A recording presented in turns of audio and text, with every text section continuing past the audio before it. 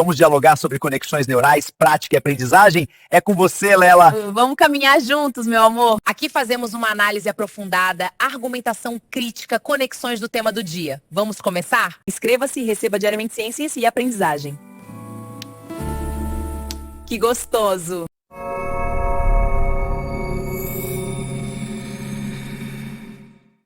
Olá! Hoje a gente vai investigar um paradoxo que está bem no coração da educação pública brasileira.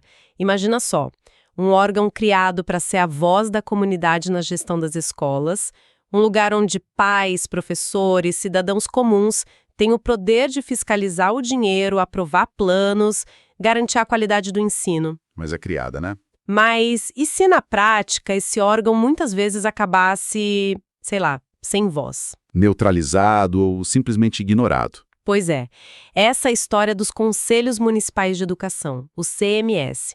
E para entender esse quebra-cabeça, a gente mergulhou num material bem rico. Uma análise acadêmica super detalhada sobre a estrutura e os desafios do CMS, um artigo que joga com teses e antíteses sobre o papel político desses conselhos, e também demos uma olhada no trabalho de instituições como a UNSICME, que é a União Nacional dos Conselhos. E só para dar um durstinho do desafio, em algumas buscas por documentos oficiais, tanto no portal do MEC quanto em bases de dados, a gente deu de cara com o famoso erro 404, página não encontrada. O que é quase uma metáfora, né? Para achar informação sobre o órgão de controle, você primeiro precisa vencer a barreira do link quebrado. Já começa com o obstáculo. Exatamente. Então, a nossa missão aqui é essa, atravessar esses erros 404 e entender por que existe esse abismo entre o que a lei promete e o que acontece no dia a dia. Como uma ferramenta tão importante para a democracia pode, às vezes, se tornar só uma peça decorativa. Bom, para começar, a pergunta mais básica. De onde veio essa ideia? Por que criar um conselho em cada um dos mais de 5.500 municípios do Brasil só para cuidar da educação? Então essa pergunta é fundamental, porque a gente tende a achar que sempre foi assim, mas de jeito nenhum. Não mesmo. É preciso voltar no tempo, para o Brasil antes de 1988. Naquela época, a gestão da educação era extremamente centralizada. Autoritária. De cima para baixo, totalmente. As decisões vinham de Brasília ou das capitais e chegavam prontas para as escolas. A comunidade não tinha voz nenhuma. E aí vem a virada. A grande virada, que foi a Constituição de 1988. A Constituição Cidadã. Exato. Ela traz um princípio no artigo 206 que parece simples, mas é revolucionário. A gestão democrática do ensino público. O que isso quer dizer, na prática? Quer dizer que educação vem de todos.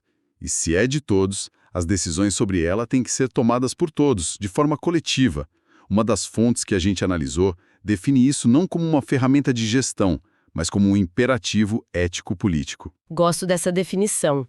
Tira a discussão do campo só técnico, né? Leva para o campo dos valores.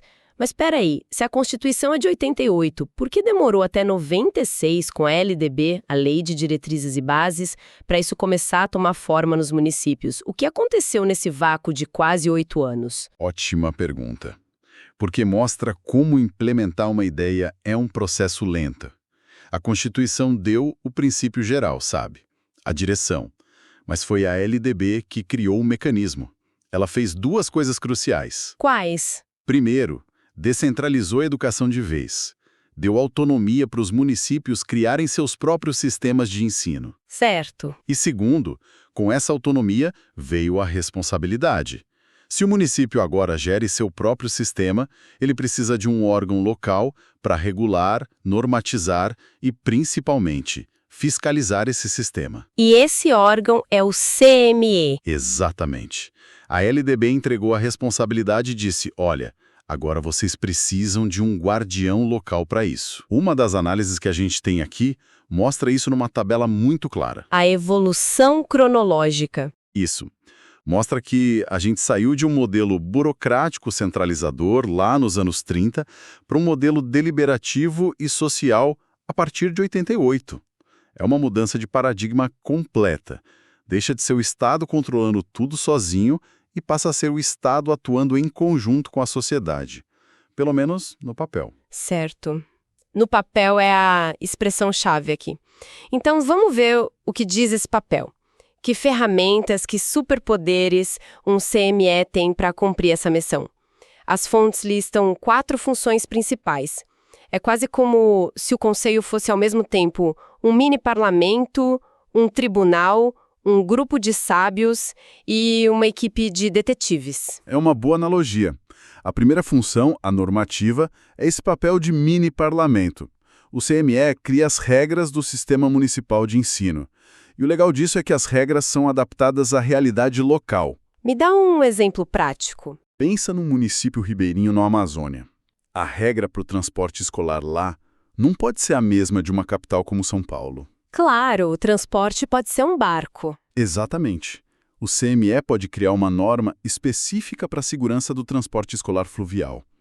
Ou um município com muitas escolas no campo pode ter um calendário diferente, adaptado ao ciclo da colheita.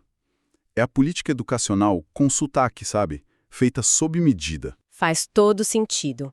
A segunda função é a deliberativa. É o poder de tomar decisões que têm força de lei no município. Isso, é o papel de tribunal, de dar a palavra final. A aprovação do Plano Municipal de Educação, que é um documento que guia a cidade por 10 anos. Passa pelo CME. Obrigatoriamente. A autorização para uma escola particular nova funcionar. Também.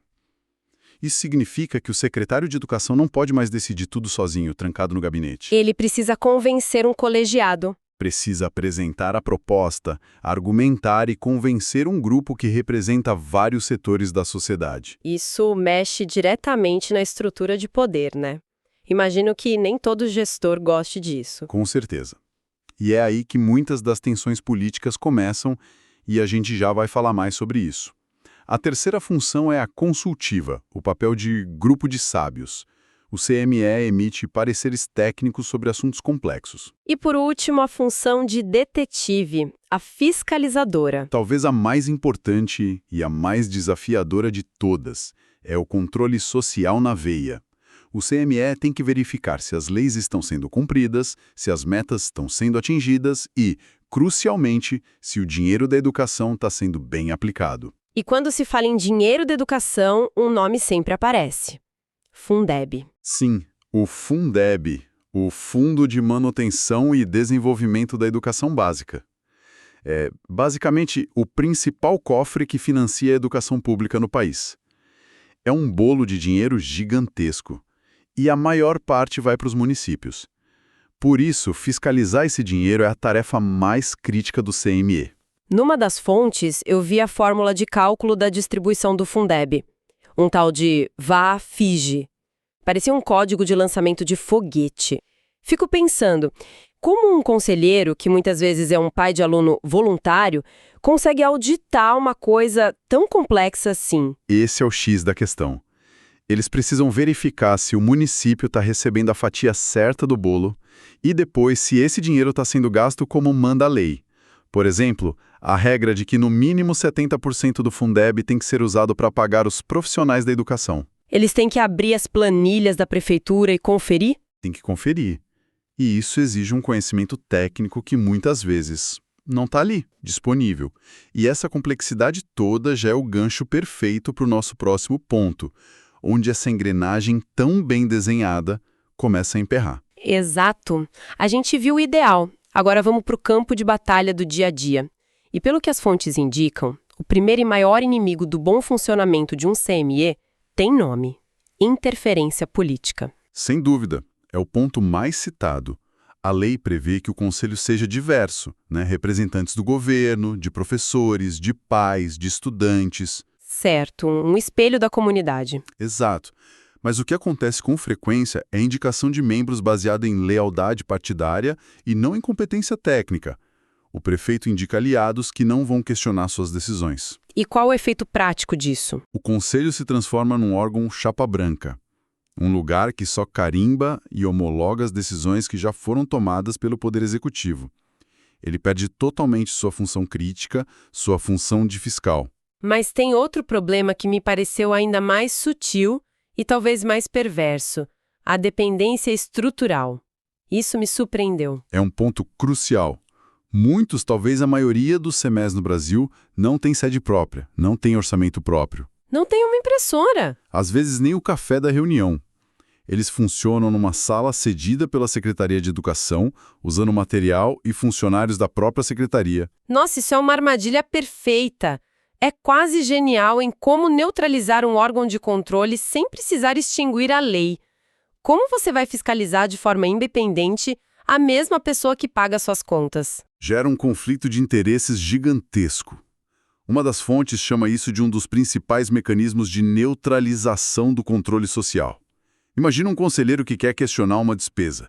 Ele descobre que a assessoria jurídica que deveria ajudá-lo responde diretamente ao secretário que ele está questionando. A situação já nasce comprometida. A autonomia fica só no discurso. E para completar esse cenário, as fontes apontam a falta de continuidade, a rotatividade. Os mandatos dos conselheiros muitas vezes coincidem com os ciclos eleitorais. A cada 4 anos muda o prefeito e com frequência o conselho inteiro é renovado. Isso causa o que os especialistas chamam de perda de memória institucional. É como se a cada 4 anos a gente formatasse o HD do conselho. Exatamente. Todo o aprendizado acumulado, o histórico de fiscalização, o conhecimento sobre o Plano Municipal de Educação, que é um plano de 10 anos, tudo isso pode se perder. O novo grupo começa do zero. E juntando tudo isso, a interferência, a dependência, a falta de memória, a gente entende a análise de um dos autores, o Antônio Bosco de Lima. Ele fala de um esvaziamento sistêmico das funções dos conselhos. Um cenário bem pessimista, né? É um diagnóstico duro, mas realista em muitos lugares.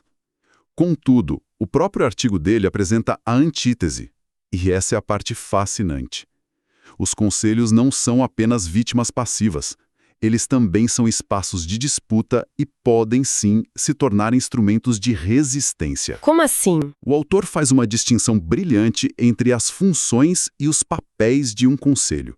As funções são aquelas que estão na lei, no papel. Normatizar, deliberar, são burocráticas. Certo. Mas os papéis são políticos e são construídos na prática, na ação. Um conselho pode decidir ir muito além do que seu decreto de criação prevê. E a gente tem um exemplo muito concreto disso nos materiais do CME de Uberlândia, em Minas. Um exemplo perfeito. Em 2017, quando o debate sobre o projeto Escola Sem Partido estava no auge, o conselho de lá não ficou quieto. Ele se reuniu, debateu e emitiu uma moção de repúdio formal contra o projeto. Uau! E a moção dizia, e vale a pena citar, que o projeto tinha como finalidade cercear a liberdade de ensinar, um direito constitucional. Isso é muito forte. Não é o conselho fiscalizando uma conta. É o conselho se posicionando politicamente em defesa de um princípio democrático. Ele saiu do quadrado burocrático. Totalmente. Ele assumiu um papel político. E é nesse contexto que entidades como a UniCSM, a União Nacional dos Conselhos, se tornam vitais. Ela atua para fortalecer justamente esse lado. Ela capacita os conselheiros para briga, digamos assim. Exato. É o que o texto chama de empoderamento técnico da sociedade civil. Lembra daquele conselheiro que é pai de aluno? Ele tem a vontade, mas talvez não conhecimento jurídico ou contábil. A UniCSM e outras organizações tentam preencher essa lacuna. É dar as ferramentas para a sociedade civil discutir de igual para igual com o poder público. Isso. Sem esse conhecimento, o controle social vira só uma formalidade, um teatro. Então, a conclusão que emerge das fontes é que os conselhos mais eficazes, os que realmente fazem a diferença, são aqueles que entendem isso. Eles assumem ativamente papéis de ouvidor, reivindicador e mobilizador. Eles não ficam esperando os documentos chegarem. Eles vão para as escolas, conversam com a comunidade, organizam audiências públicas. Eles constroem sua força na ação, não só na lei que os criou. Então, o que tudo isso significa no fim das contas? Nossa análise mostra um quadro complexo. Os CMEs são, no papel, uma das ferramentas mais sofisticadas da nossa democracia. Mas sua efetividade na vida real é uma luta diária contra a interferência política e a precariedade. Exato. E a vitalidade de um CME funciona como um termômetro da saúde da democracia num município. Onde o conselho é forte, ativo, independente, provavelmente a gestão pública é mais transparente. Onde ele é fraco e submisso, é um sinal de alerta. O grande desafio, como aponta uma das conclusões, é fazer a transição de um conselho pro forma, que existe só para cumprir a lei, para um conselho de fato, que atua, influencia e transforma. Para terminar, eu queria deixar uma provocação, uma reflexão que nasceu da leitura desses materiais. As fontes sugerem que os conselhos se aproximem da comunidade, fazendo reuniões nos bairros, audiências, um movimento de dentro para fora. Mas e se a gente pensasse no caminho inverso também?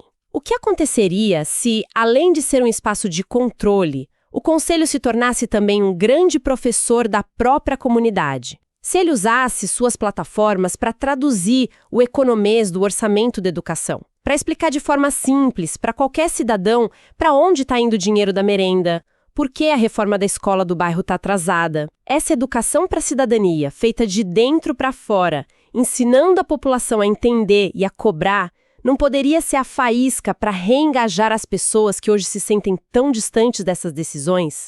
Talvez a melhor forma de fortalecer o controle social seja, antes de tudo, ensinar a sociedade a controlar. Fica aí a reflexão.